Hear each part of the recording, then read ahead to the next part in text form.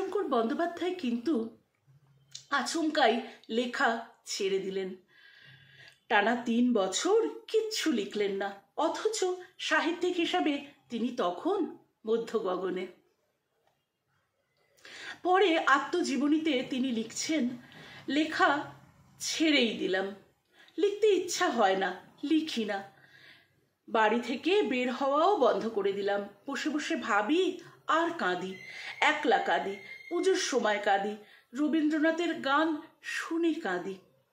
শাক্ত পরিবারের ছেলে, বাড়ির বিশ্বাস, মা তারার দয়ায় তার জন্ম হয়েছে, তাই তার নাম রাখা হয়েছিল তারাশঙ্কর। সে সময়ে এক সাধুকে মনে ধরল তারাশঙ্করের।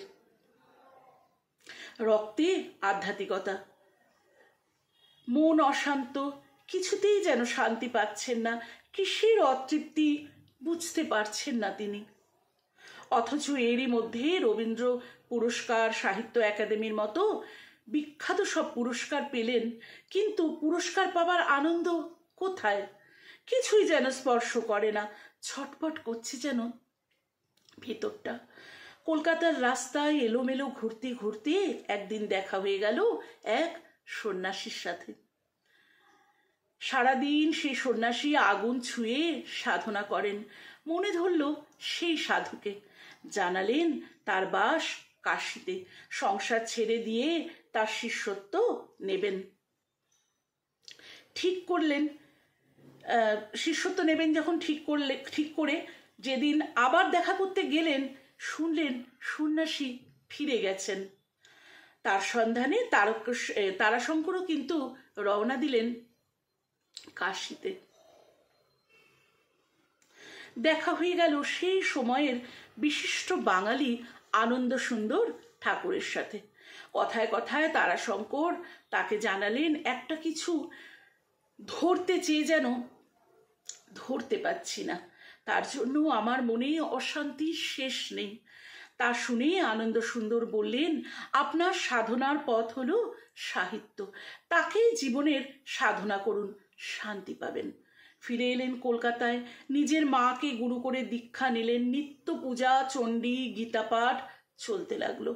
তাও যেন কিছুতেই শান্তি মিলছে না, কি যেন জীবন ছেড়ে চলেই গেছে চিরকালের মতো। এমনই এক সময়ে বর্ধমানের এক সাংস্কৃতিক অনুষ্ঠানে যাওয়ার কথা।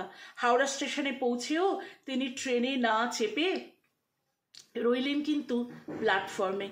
দেখা হলো বহুদিনের বন্ধু ভাতৃপ্রতিম জগদীশ ভট্টাচার্যের সঙ্গে। ধমক দিয়েই বসলেন তিনি, এসব কি করছেন দাদা?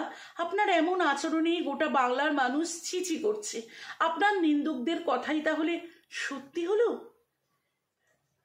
কি সত্যি হলো? তারা বলে আপনি শেষ, আর কখনো নাকি লিখতে পারবেন না, এমন কথা তারা বলছে। এমন কথায় যেন কেঁপে উঠলেন তারাশঙ্কর বন্দ্যোপাধ্যায়। এবার সাহিত্যিকের অহংকারে ধাক্কা লাগলো বহুকাল পর। পুজোর আর মাত্র 2.5 মাস বাকি। ভেবেছিলেন কিছুই লিখবেন না, আর সেই বছরই ওই অল্প সময়ে 4টি পুজো সংখ্যা লিখলেন, গল্প লিখলেন পুজো সংখ্যায়।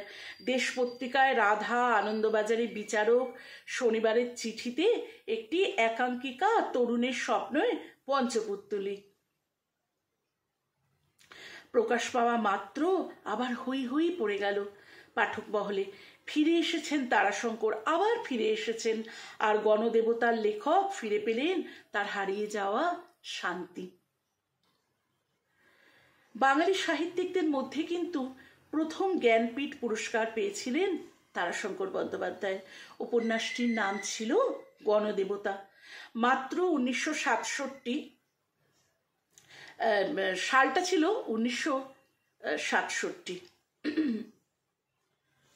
এত সুন্দর এই তারাশঙ্কর বন্দ্যোপাধ্যায়ের লেখাটা সত্যি মন ছুঁয়ে গেল।